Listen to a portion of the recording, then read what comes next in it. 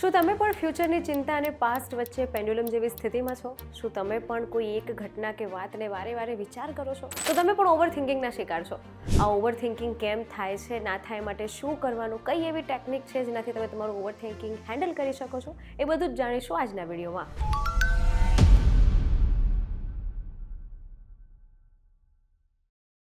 Hello, Janvi Pandya. આજના વિડીયોમાં જાણીશું કે ઓવર થિંકિંગ થાય છે કેમ, અને થાય તો કંટ્રોલ કેવી રીતે કરવાનું, અને કઈ એવી સિચ્યુએશન છે કે જો એવી તમે ફેસ કરી રહ્યા છો તો તમારે ડૉક્ટરને બતાવવું જરૂરી છે. પહેલાં તો એ સમજીએ કે આ ઓવર થિંકિંગ એટલે શું. એક રિપોર્ટ પ્રમાણે ભારતના લોકો ઓવર થિંકિંગ કરવામાં દિવસના 3થી પણ વધારે કલાક જે છે તે વિતાવી દેતા હોય છે. આ ઓવર થિંકિંગ ઘણા લોકો માટે આદત હોય છે, તો ઘણાનો સ્વભાવ જ હોય છે કોઈ વાતને, ઘટનાને કે વિચારને વારે વારે વિચાર્યા જ કરવું. પરંતુ જો લાંબા ગાળે વ્યક્તિ પોતાની આ વધારે પડતી વિચારવાની આદતને બદલતું નથી તો આ વ્યક્તિને માનસિક રોગ, ડિપ્રેશન, એન્ઝાયટી અને સાથે બીજા ઘણા જ બધા એવા શારીરિક તકલીફ છે જે થઈ શકે છે. અને આ ઓવર થિંકિંગ એટલે એ જ કોઈ એક વાતને તમે વારે વારે બસ વિચાર્યા જ કરો છો, જેમાં પ્રોબ્લેમ સોલ્વ કરવાની જગ્યાએ જે પ્રોબ્લેમ છે એના પર જ વિચાર કર્યા કરો છો અને પ્રોબ્લેમને 10 ગણી બનાવી દો છો. જો તમે પણ આવું કરો છો તો તમે પણ ઓવર થિંકિંગ જ કરી રહ્યા છો. તો ઓવર થિંકિંગ બે પ્રકારે થાય છે. એક, રુમિનેશન, એટલે તમે past over thinking. Past over થિંકિંગમાં ભૂતકાળની જે પણ ઘટના છે એ ઘટના વિશે તમે વારે વારે વિચાર્યા કરો. આવું કેમ થયું હશે, આવું કેમ બોલ્યો હશે, આ પાછળનું શું કારણ હશે. આ જ વાત વારે વારે વિચારો છો તો તમે પાસ્ટ ઓવર થિંકર છો. બીજું છે worry focus on future oriented concern, એટલે ફ્યુચર ઓવર થિંકર. તો આમાં તમે ભવિષ્યની ચિંતા કરો છો, ભવિષ્ય વિશે વિચારો છો કે આવું હશે તો, આવું થશે તો, હું આવું કરું છું તો આમ થશે તો. આ બધા જે સવાલ છે, આ બધું જે વારે વારે વિચારો છો તો તમે ફ્યુચરને લઈને ઓવર થિંકર છો. પરંતુ બસ આવી જ રીતે ભૂતકાળનું વિચારીને, ભવિષ્યનું વિચારીને આપણે આપણી આજની મોમેન્ટ એટલે પ્રેઝન્ટ જે છે તેને ખરાબ કરીએ છીએ.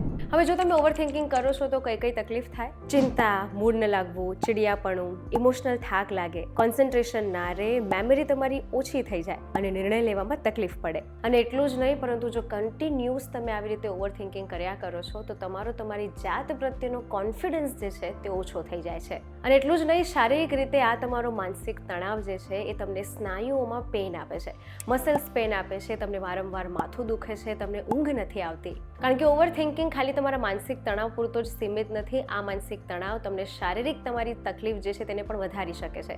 તમારું ડાયજેશન સ્લો થાય છે, તમને ગેસ્ટ્રિક, એસિડિક, બીજી અલગ અલગ તકલીફ ઊભી થાય છે. અને એટલું જ નહીં, તમારામાં વિટામિન્સની પણ ઉણપ થાય છે. વિટામિન B12 અને D ની પણ ઉણપ તમને જોવા મળે છે. હજી આગળ વાત કરીએ કે ઓવર થિંકિંગ કયા કારણને લીધે થાય છે. પહેલું, ભવિષ્યનો ડર. શું ખોટું થઈ જશે, લોકો શું વિચારશે, પરિણામ ખરાબ આવશે તો. આ જ બધા પ્રશ્ન વારંવાર ચાલ્યા કરે એટલે તમારામાં એક ફિયર કોમ્પ્લેક્સ ઊભો થાય. આ જ ફિયર તમને ઓવર થિંકિંગ માટે લીડ કરે છે. બીજું છે ભૂતકાળની ભૂલ. ભૂતકાળની કરેલી એવી કોઈ ઘટના છે જે તમારામાં ઘર કરી ગઈ છે, તમે એને લઈને જ વારંવાર વિચાર્યા કરો છો, તો આ વારે વારે વિચારવું પણ તમને વધારે ઓવર થિંકિંગ તરફ લઈ જઈ શકે છે. ત્રીજું છે પરફેક્શનિઝમ. આજની ફાસ્ટ લાઈફમાં બધા જ્યાં છે ત્યાં પોતાની જાતને પરફેક્ટ જોવા માંગે છે, અને આ જ પરફેક્ટ બનવાની ચક્કરમાં, એની ઉતાવળમાં તમે એક પ્રેશર તમારા જાત પર ક્રિએટ કરો છો, અને આ જ પ્રેશર તમને ઓવર થિંકિંગ કરાવે છે. ચોથું, તમારો કોન્ફિડન્સ ડાઉન થાય છે. આત્મવિશ્વાસ ના હોય તો તમે તમારી જાતને યોગ્ય રીતે પ્રેઝન્ટ નથી કરી શકતા, જે કામ કરવાનું છે એને ફૂલ કોન્ફિડન્સથી નથી કરી શકતા. અને પાંચમું, સ્ટ્રેસ, ચિંતા. વારંવાર તમે માનસિક તણાવ પોતાની જાતને આપો છો, જેમાં મગજ સોલ્યુશન બેઝ ચિંતા કરે છે, અને એ પણ ખોટી. ભૂતકાળમાં થઈ ગયું છે છતાં તમે વર્તમાનમાં વિચારો છો કે એ વખતે આવું ના કર્યું હોત તો, અથવા ભવિષ્યની ઘટના છે તો તમે ભવિષ્ય વિશે વિચારીને ચિંતા કરી રહ્યા છો કે ભવિષ્યમાં આવું ના થાય તો. અને આ જ બાબત તમારામાં સ્ટ્રેસ જે છે તે ક્રિએટ કરે છે, અને આ જ સ્ટ્રેસ તમને ઓવર થિંકિંગ કરાવે છે.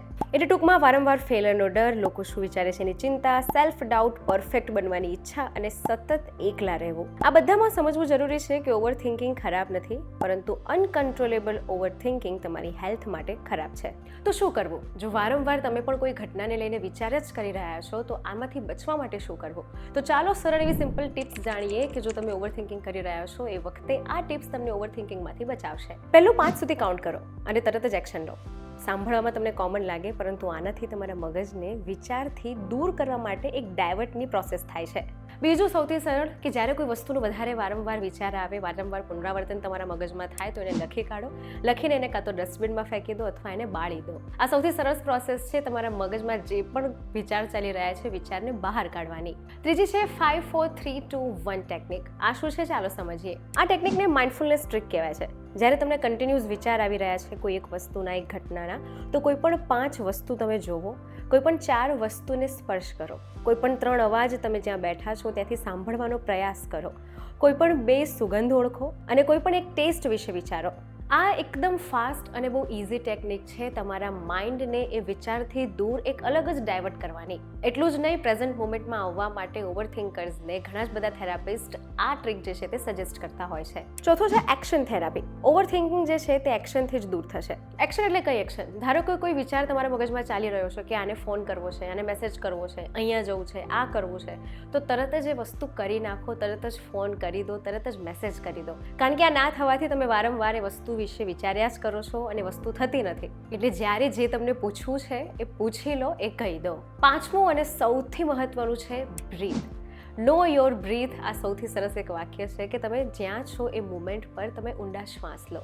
1 મિનિટની માઇન્ડફુલનેસ ટેકનિકમાં બ્રીથને સૌથી વધારે મહત્વ આપવામાં આવે છે, જેમાં 4 સેકન્ડ શ્વાસ લો, 4 સેકન્ડ રોકો, 4 સેકન્ડ છોડો. આ આખી સાયકલ 5 વાર રિપીટ કરો. આનાથી ઓટોમેટિક તમારા મગજમાં કામનેસ આવશે અને જે ખોટા વિચાર છે, જે વારંવાર પુનરાવર્તિત થતા વિચાર છે, એ સાયકલ ઓટોમેટિક તૂટી જશે. હવે સૌથી મહત્વની વાત કે ક્યારે સિચ્યુએશન વધી જાય તો ડૉક્ટરને બતાવવું જોઈએ. એક રિપોર્ટ એવું કહે છે કે 13% લોકો સિવાય બીજા જેટલા પણ લોકો છે એ બધા જ ઓવર થિંકિંગ માટે, નિર્ણય લેવા માટે કે કન્ફ્યુઝ હોય તો ચેટ જીપીટીનો ઉપયોગ કરે છે.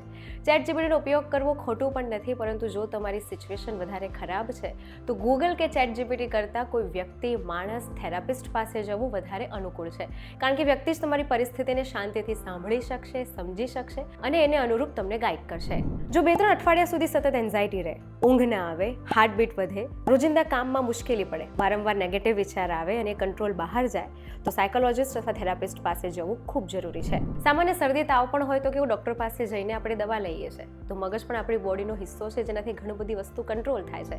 જો એ જ તમારા કંટ્રોલમાં નથી, જો અનકન્ટ્રોલેબલ થોટ્સથી ઘેરાયેલું છે, તો આવી પરિસ્થિતિમાં ડૉક્ટરની સલાહ ચોક્કસ લો. જેમાં આજની જનરેશન ખાસ જે 24/7 સોશિયલ મીડિયા પર જ જીવે છે. Career pressure, relationship confusion, future uncertainty, આ બધી જ વસ્તુ આજની જનરેશન ફેસ કરી રહી છે. સોશિયલ મીડિયા પર આજની જનરેશન જેટલું પરફેક્શનિઝમ જોઈ રહી છે, જેટલી રીલ્સ જોઈ રહી છે, એટલી વાસ્તવિક દુનિયા નથી. આ વસ્તુથી હકીકત થવું ખૂબ જરૂરી છે, તો જ તમે ઓવરથિંકિંગથી બચી શકશો. કારણ કે સોશિયલ મીડિયાની દુનિયા આખી અલગ છે, આખી રીલ લાઈફ છે, રિયલ લાઈફ આખી અલગ છે. એટલે રિયલ લાઈફમાં જોડાયેલા રહો, આજની મુમેન્ટને એન્જોય કરો, સારું વિચારો, પરંતુ વધારે પડતું ન વિચારો. અને આવા જ ઇન્ફોર્મેટિવ વિડીયોઝ માટે જોડાયેલા રહો VTV ડિજિટલ સાથે.